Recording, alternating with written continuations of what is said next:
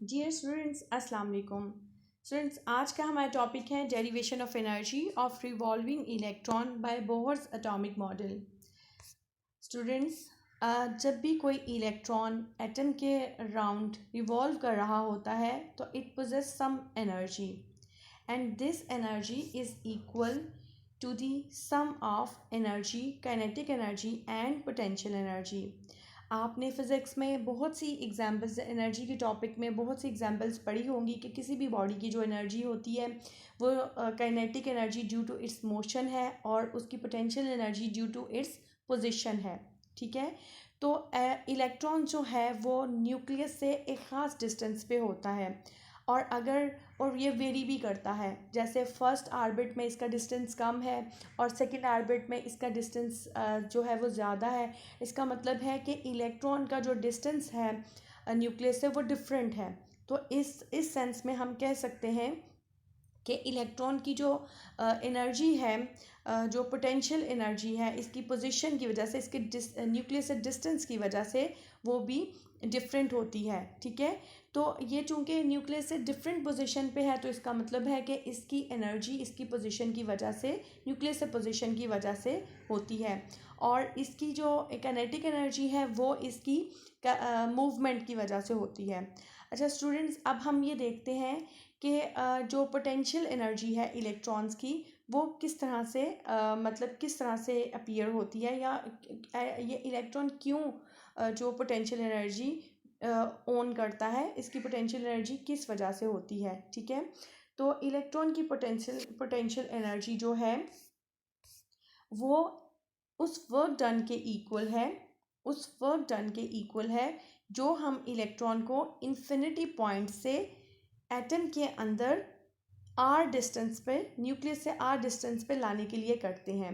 Students, इस बात का क्या मतलब है? सपोज कर लें हमारे पास एक एटम है, ठीक है, और सेंटर में इसके न्यूक्लियस है। अब एक इलेक्ट्रॉन है जिसको ऑरेंज डॉट से रिप्रेजेंट किया गया है।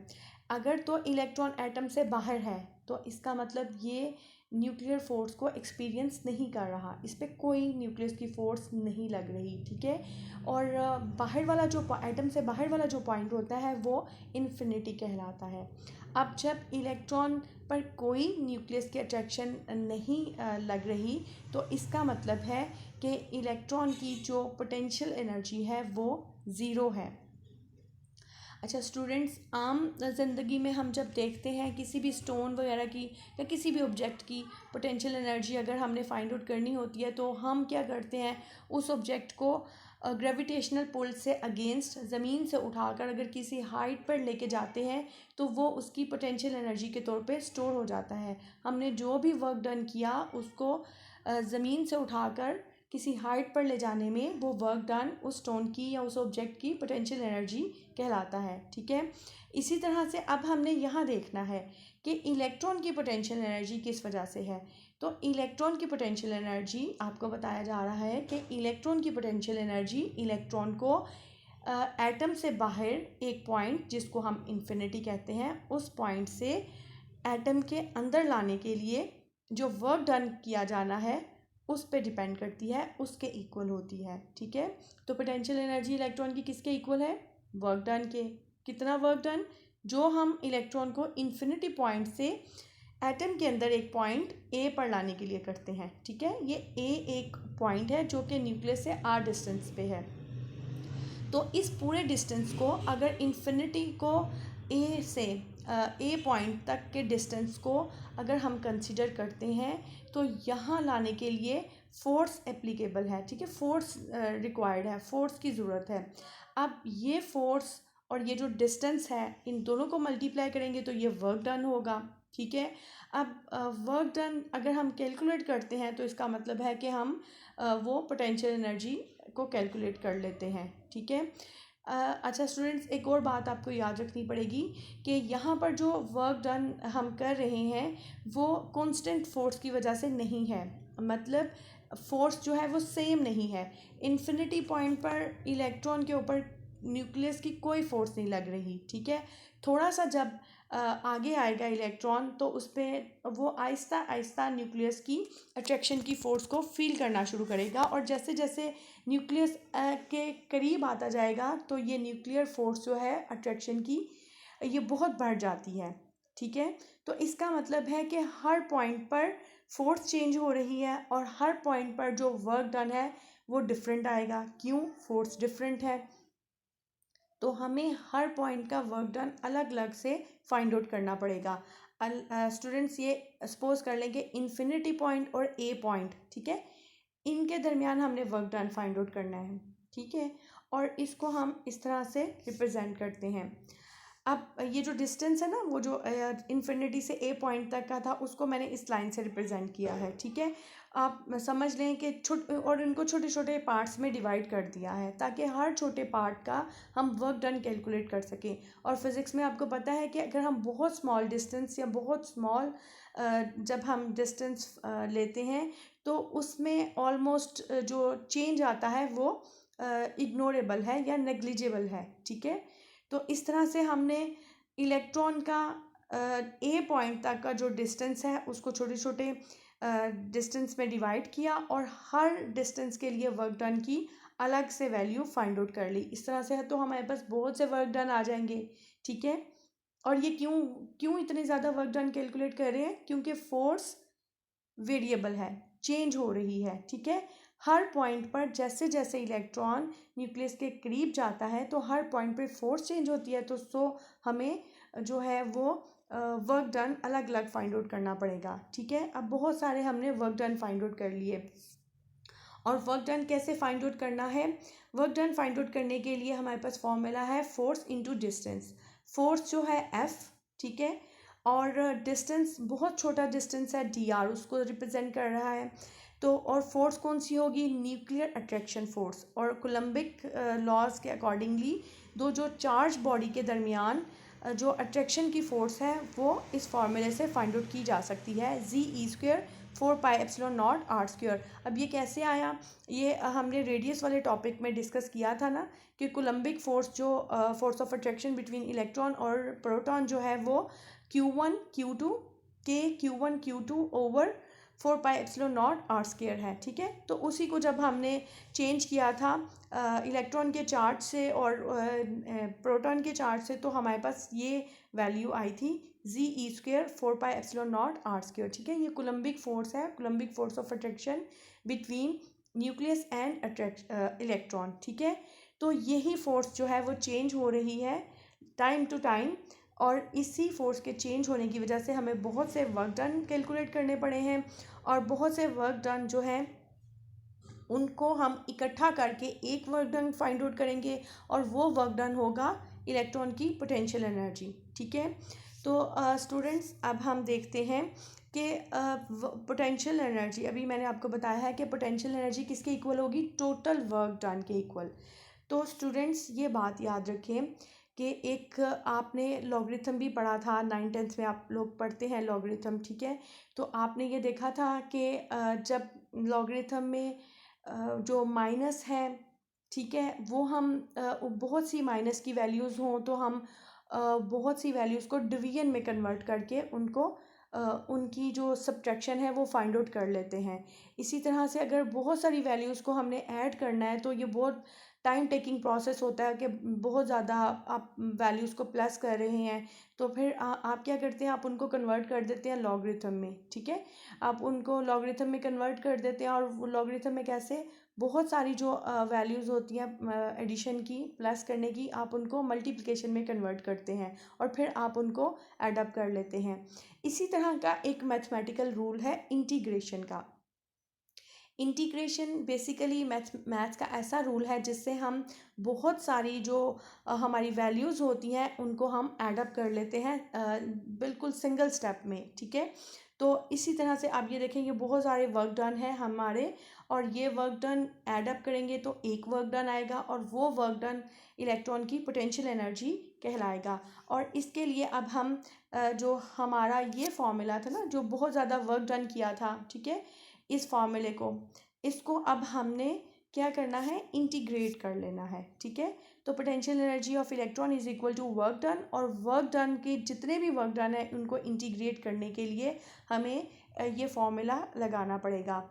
इसमें ये जो पहले आपको साइन नज़र आ रहा है ये इंटीग्रेशन का साइन है, और इसमें हम ऊपर और नीचे लिमिट्स लगाते हैं कि यानी हमें कहाँ से वर्क डन स्टार्ट किया है और कहाँ तक वर्क डन हम कर रहे हैं, ठीक है। तो हमने स्टार्ट कहाँ से किया था, इन्फिनिटी, वो नीचे लिख दिया, और कहाँ तक हमने वर्क डन कैलकुलेट किया था, आर पॉइंट, आर डिस्टेंस तक, ठीक है, ए पॉइंट तक वो हमने लिख लिया। और साथ ही हमने लिख लिया फोर्स इनटू डिस्टेंस, फोर्स की वैल्यू लिख दी जी E² 4πε0 r² डॉट dr, ठीक है, dr डिस्टेंस था। अब स्टूडेंट्स इंटीग्रेशन का ये रूल है कि जो इसमें कांस्टेंट होता है वो इंटीग्रेट नहीं होता, ठीक है। कांस्टेंट चीज़ों को तो कांस्टेंट होती है ना, उसको कैसे आप इंटीग्रेट करेंगे, तो उसको हम लेफ़्ट साइड पे ले आते हैं, इंटीग्रेशन के साइन के लेफ़्ट साइड पे, ठीक है। तो आप देखें कांस्टेंट वैल्यूज़ कौन कौन सी है, जी E² 4πε0, ये सारी कांस्टेंट वैल्यू है, क्योंकि जी प्रोटॉन नंबर है, ई इलेक्ट्रॉन और प्रोटॉन का चार्ज है, पाई कांस्टेंट वैल्यू है, ε0 कांस्टेंट वैल्यू है, ठीक है। और चेंज क्या हो रहा है, डिस्टेंस, और डिस्टेंस को हम राइट साइड, इंटीग्रेशन साइन के राइट साइड पे रख लेते हैं, ये आएगा 1/r² डॉट dr। अब इसको इंटीग्रेट करने का ये रूल है कि ये जो भी वेरिएबल होता है, यानी जैसे ये r है, आप इसको ऊपर लेके आए, ठीक है, इसको ऊपर लेके आए तो इसकी पावर माइनस में हो जाएगी, r² को जब आप ऊपर लेके आएंगे तो माइनस में पावर -2 इसकी पावर होगी, और अब इंटीग्रेशन रूल के अकॉर्डिंगली हमने पावर में से पावर में एक ऐड करना है, +1 ऐड करना है, ठीक है। और फिर इस पूरे को हमने डिवाइड करना है यही पावर से, ठीक है, यानी r की जो पावर थी उसमें +1 ऐड भी करना है, और ये जो पावर्स हैं इनको डिवाइड करना है, r को डिवाइड करना है इन पावर से, ठीक है। तो यहाँ आएगा -2 +1, ये जब r ऊपर गया तो पावर -2 आ गई, हमने इंटीग्रेशन रूल के अकॉर्डिंगली +1 किया, ठीक है। अब ये पूरी पावर -2 +1 को आपने नीचे भी लिख देना है, यानी आप डिवाइड कर रहे हैं, और लिमिट्स लगा दी r और इन्फिनिटी। अच्छा, अब स्टूडेंट्स अब इन्हें सॉल्व करके क्या आएगा, इनको सॉल्व करके ये आएगा कि ये जो r -2 +1 है, आप माइनस करें तो r -1, यानी r की पावर जो है वो -1 आ जाएगी, ठीक है। और नीचे वाला जब फैक्टर आप माइनस करते हैं तो -2 +1 क्या आएगा, -1, ठीक है। तो नीचे आपका आ रहा है -1 और ऊपर आपका आ रहा है r -1। तो स्टूडेंट्स आप जानते हैं कि जब किसी भी चीज़ की, किसी भी वेरिएबल की जो पावर है वो माइनस में हो तो हम उस वेरिएबल को नीचे ले आते हैं। अब r फिर से नीचे आ जाएगा और इसकी पावर पॉजिटिव हो जाएगी, r था -1, सॉल्व करने के बाद r था -1, और जब हम नीचे ले आए हैं तो r +1 हो गया, और +1 जब पावर होती है तो उसको हम फिर नहीं लिखते, इस तरह से r ये नीचे आया है। और जो ऊपर क्या रह गया, कुछ भी नहीं ऊपर, इसलिए हम 1 लिख देते हैं। अब ये माइनस कहाँ से आया, 1 के साथ माइनस कहाँ से आया स्टूडेंट्स, ये लेफ़्ट साइड पे देखें, ये जो आपकी वैल्यू थी -2 +1, जब आप इनको माइनस किया तो माइनस का साइन आता है, मतलब -1, ठीक है। तो ये -1, ये माइनस जो है ये इस तरह से आता है यहाँ पर इस इक्वेशन में, ठीक है। ऊपर ये -1 ऊपर नहीं गया, माइनस इस रकम के साथ आ गया है, ठीक है। और जब भी हम ऊपर कुछ नहीं रह जाता तो हम 1 लिख देते हैं। इस तरह से इंटीग्रेशन से सॉल्व करने के बाद हमारे पास आएगा -1/r, और जब कांस्टेंट को इस फैक्टर से मल्टीप्लाई हम करेंगे तो हमारे पास आ जाएगा जी E² -4πε0r। तो स्टूडेंट ये था वर्क डन, ठीक है, work done in bringing the electron from infinity to a point which is at a distance of r from the nucleus. और यही वर्क डन जो है वो इलेक्ट्रॉन की पोटेंशियल एनर्जी है। अब यहाँ पर आपको ये देख रहे हैं कि इलेक्ट्रॉन की पोटेंशियल एनर्जी जो है वो माइनस में है, इसकी जस्टिफिकेशन आप कैसे करेंगे, अभी आपको ये बताया गया था कि जब भी इलेक्ट्रॉन इन्फिनिटी पॉइंट पर होता है तो उसकी पोटेंशियल एनर्जी ज़ीरो होती है। ठीक है, जैसे कोई भी ऑब्जेक्ट जब ज़मीन पर होता है तो उसकी पोटेंशियल एनर्जी ज़ीरो होती है, इसी तरह से इलेक्ट्रॉन जब एटम से बाहर होता है तो उसकी पोटेंशियल एनर्जी ज़ीरो होती है। अब जैसे जैसे इलेक्ट्रॉन एटम के करीब आ रहा है तो अट्रैक्शन की वजह से सिस्टम की एनर्जी जो है वो डिक्रीज़ हो रही है।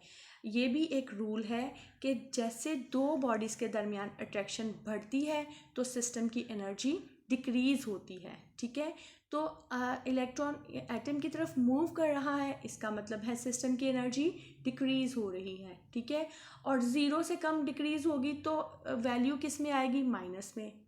ठीक हो गया ना। और जैसे जैसे इलेक्ट्रॉन ए पॉइंट पर पहुंच गया है तो इसका मतलब क्या है कि अब न्यूक्लियस इलेक्ट्रॉन को बहुत ज़्यादा अट्रैक्ट कर रहा है। ठीक है, और इस जो प्रोसेस में एनर्जी रिलीज़ होती है, और इसका मतलब जो भी इलेक्ट्रॉन की एनर्जी थी, जैसे ज़ीरो थी, ज़ीरो से जब एनर्जी कम हुई है तो क्या हो गया?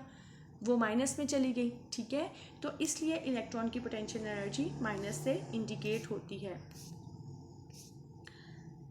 अब स्टूडेंट्स, हमारे पास इलेक्ट्रॉन की पोटेंशियल एनर्जी आ गई। इसके बाद हम टोटल एनर्जी कैलकुलेट करेंगे इलेक्ट्रॉन की। इसके लिए हम फिर से इक्वेशन लिखते हैं, ई टोटल इज इक्वल टू के dot E kinetic energy plus potential energy.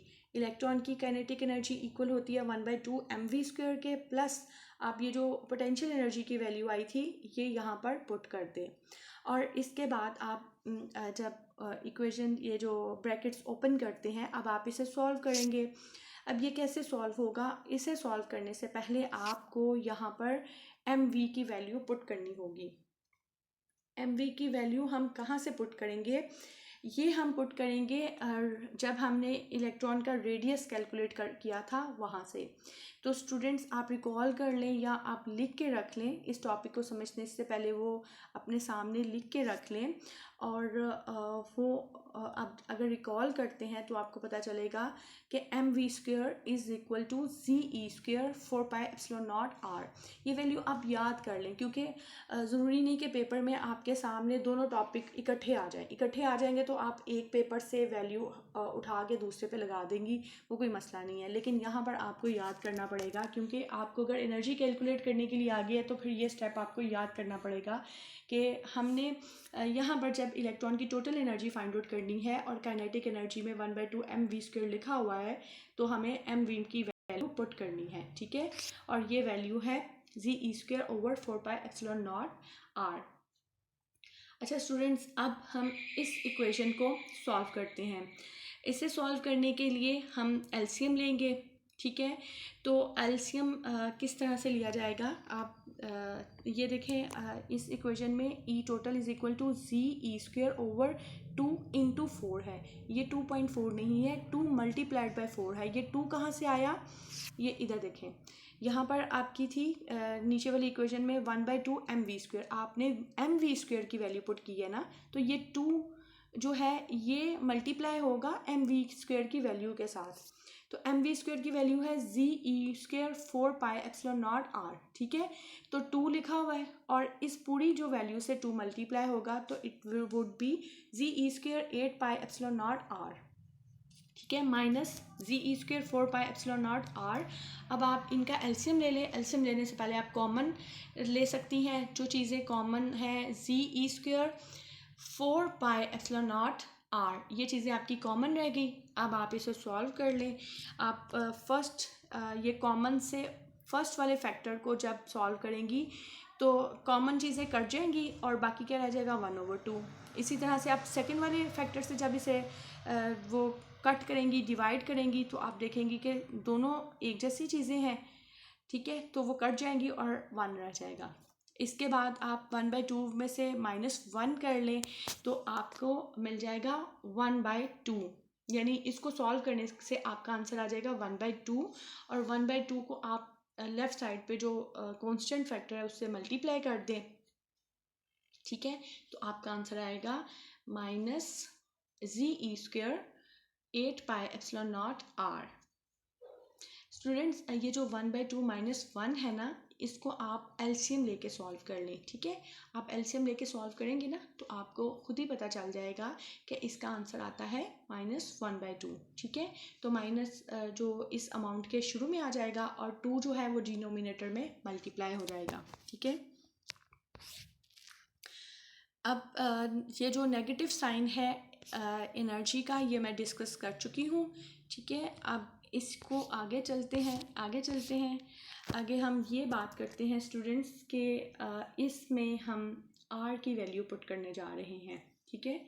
इस इक्वेशन में आर की वैल्यू ये देखें, इक्वेशन 8 में आप देखें डिनोमिनेटर में आर मौजूद है, रेडियस, ठीक है। तो हम इस फैक्टर को रिप्लेस करना चाह रहे हैं ताकि हम इजीली रेडियस फाइंड आउट किए बगैर ही हम इलेक्ट्रॉन की एनर्जी फाइंड आउट कर सकें। तो रेडियस जो है वो किस इक्वेशन से फाइंड आउट होगा, आप ये भी हम जो जब हमने रेडियस कैलकुलेट किया था ना तो हमने आर की वैल्यू फाइंड आउट की थी। R is equal to ZE² pi m epsilon naught n square h square. ये भी आपको लर्न करनी पड़ेगी, याद रखनी पड़ेगी, ठीक है। आपने आर की वैल्यू पुट कर दी, आर चूँकि डिनोमिनेटर में था ना तो आर की जो वैल्यू होगी वो उल्टी करके लगाएंगे, ठीक है। अच्छा, अब आपने ये पुट की, इसके बाद आप दोनों अमाउंट को, दोनों फैक्टर्स को मल्टीप्लाई कर दें। Z² बनेगा E4 m, उसके बाद ये पाई से कट गया था, एक ऊपर है एक नीचे है, कट गया है 8 epsilon not square n square h square. और हाइड्रोजन के लिए जो प्रोटॉन नंबर है यानी एटॉमिक नंबर 1 है तो इसलिए हम Z की वैल्यू 1 पुट करेंगे इसमें, and it would be -me4 8 pi 8 epsilon not square n square h square. अब इसमें से जो कांस्टेंट चीज़ें हैं ना, mass of electron m, E4 electron और प्रोटॉन का चार्ज, और एप्सिलॉन नॉट और h स्क्वायर और 8, ये सारी कांस्टेंट वैल्यू है, यानी ये फिक्स्ड है, ये चेंज नहीं होती कभी। इनको हम एक लेफ़्ट साइड पे निकाल लेंगे और हमारे पास रह जाएगा 1/n²। अब n² मीन्स n का मतलब है number of quantum number of orbit. अगर आपने फर्स्ट आर्बिट में इलेक्ट्रॉन की एनर्जी कैलकुलेट करनी है तो आप n की जगह 1 पुट कर दें। अगर आपने सेकेंड आर्बिट में इलेक्ट्रॉन की एनर्जी कैलकुलेट करनी है तो आप n की जगह 2 पुट कर दें, एंड सो ऑन, ठीक है।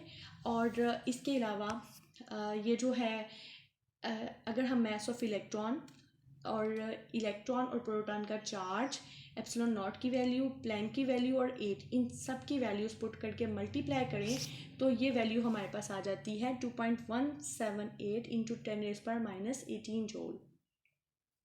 इसी वैल्यू में आप कांस्टेंट की जगह उनकी वैल्यूज़ ऐड कर दी तो हमारी इक्वेशन होगी -2.178 इंटू 10⁻⁻18 1/n² जूल। अब 2.178 की जगह हम के भी पुट कर सकते हैं, ठीक है। ये ना भी करें कोई मसला नहीं।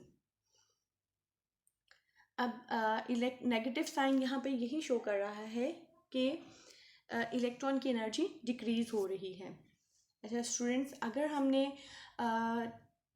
किलो जूल पर मोल में ये इलेक्ट्रॉन की एनर्जी फाइंड आउट करनी है तो हमें इसी इक्वेशन को, ये जो -k/n² है ना, इसी इक्वेशन को हमें एवोगाड्रस नंबर से मल्टीप्लाई करना पड़ेगा और 1000 से डिवाइड करना पड़ेगा।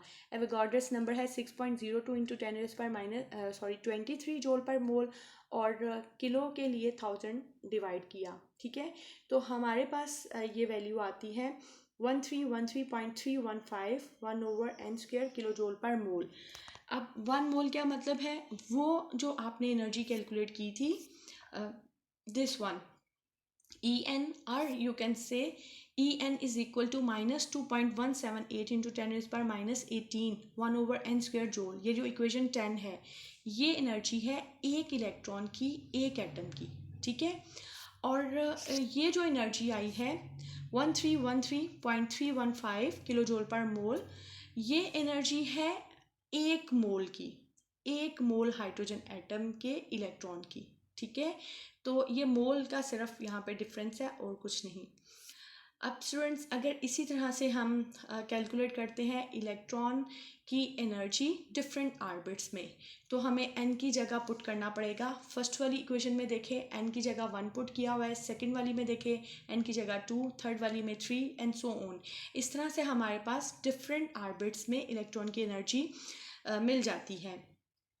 और आप इसको नोटिस करें कि जो 5 ऑर्बिट में यानी 5th ऑर्बिट में जो इलेक्ट्रॉन की एनर्जी है वो -52 है, और जो फर्स्ट वाले ऑर्बिट में इलेक्ट्रॉन की एनर्जी है -1313.315 किलो जूल पर मोल है। अब इसमें से आप बताएं कि ज़्यादा एनर्जी किसकी है और कम एनर्जी किसकी है। डेफिनेटली आप फ़ौरन से बोल देंगे 1313.315, ये आपको बड़ी लग रही है, लेकिन एक्चुअली बेटा ध्यान से देखें, ये एनर्जी है माइनस में, ठीक है। और ये रूल है कि माइनस की जो छोटी वैल्यू होती है वो बड़ी होती है, मतलब 0 से लेफ्ट साइड पे जाएं तो -1, -2, -3, -4 इस तरह से आता है ना, तो -1 बड़ा होगा -2 से, -2 बड़ा होगा -3 से, ठीक है। तो ये याद रख लें कि माइनस की वैल्यू छोटी होती है, ठीक है, तो माइनस में जो वैल्यू, जो बड़ी वैल्यू है वो छोटी होती है। इसका मतलब कि जो फर्स्ट ऑर्बिट में इलेक्ट्रॉन की एनर्जी है वो कम है, सेकंड में उससे ज़्यादा, थर्ड में उससे ज़्यादा, फोर्थ में उससे ज़्यादा और 5 में, यानी जैसे जैसे हम लोअर ऑर्बिट से हायर ऑर्बिट में मूव करते हैं तो जो इलेक्ट्रॉन की एनर्जी है वो इंक्रीज होती चली जाती है, ठीक है। इस बात को आप इस तरह से भी कर सकते हैं, इस तरह से भी देख सकते हैं कि ग्राउंड स्टेट यानी जब इलेक्ट्रॉन फर्स्ट वाले ऑर्बिट में था तो उसकी एनर्जी बहुत कम थी 1313, और जब हम उसको एनर्जी देते हैं तो वो एनर्जी अब्जॉर्ब करके सेकंड स्टेट में जा सकता है, थर्ड स्टेट में, 4 में या 5 में, किसी में भी जा सकता है। और स्टूडेंट्स अगर एनर्जी का कंपैरिजन हम करें तो हम ये देखते हैं कि अगर E2 माइनस E1 यानी हम पहले 2 ऑर्बिट्स में इलेक्ट्रॉन की एनर्जी को फाइंड आउट करें तो ये ज़्यादा होता है, ये डिफरेंस ज़्यादा होता है E4 माइनस E3 से, और वो इसी तरह से एंड सो ऑन, ठीक है। स्टूडेंट्स एक बात आप सोच रहे होंगे कि जो इलेक्ट्रॉन की एनर्जी है ऊपर जाने से वो कम क्यों हो रही, वो ज़्यादा क्यों हो रही है। स्टूडेंट्स मैंने पहले भी डिस्कस किया था कि जैसे जैसे इलेक्ट्रॉन जो है वो न्यूक्लियस के करीब आता है तो अट्रैक्शन बढ़ती है। सिस्टम की में जितनी ज़्यादा अट्रैक्शन होती है उतनी ही सिस्टम से एनर्जी रिलीज़ होती है और सिस्टम की एनर्जी कम होती है। इसलिए न्यूक्लियस के करीब इलेक्ट्रॉन की एनर्जी कम है और न्यूक्लियस से दूर इलेक्ट्रॉन की एनर्जी ज़्यादा है, क्योंकि अट्रैक्शन कम होती है। Thank you.